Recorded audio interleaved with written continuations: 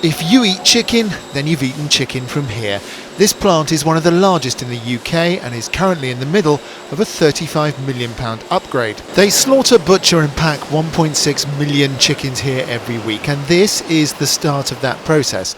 But is it possible to protect animal welfare when working on such a huge scale? So John, why is it so dark here where the chickens are arriving? Well, we have a duty of care to our chickens which extends beyond the farm and into the factory here. So we want our birds to keep calm, and by having lower light and trying to keep the noise levels down, we can maintain this. Once plucked and butchered, the chickens are then cooled on a 7-kilometre journey through these massive fridges. The aim is to make this meat as safe as possible, but according to a report from the Food Standards Agency, 73% of supermarket chickens are contaminated with food poisoning bug Campylobacter.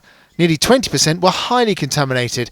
It's a problem the whole industry has been wrestling with for the past 12 months. Well, we've made lots of investment in the farms where our chickens are grown, and biosecurity is absolutely of the utmost importance. So we started there on the farm, really improving our practices and procedures. And now we're making more investments in our factories as well. In Hereford, in this new part of the factory, completely new technology will be installed, blasting the meat with steam to kill off the bug. It does sound easy, hot, cold, kills Campylobacter. The trick is applying it in a way that still leaves the product that we all know and love.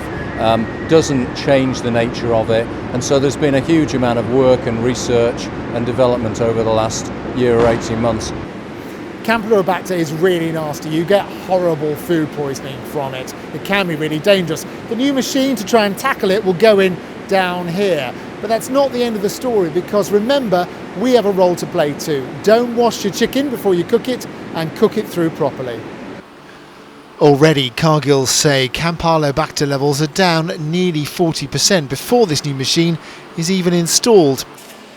And that's good news for Herefordshire's rural economy, and particularly for farmers.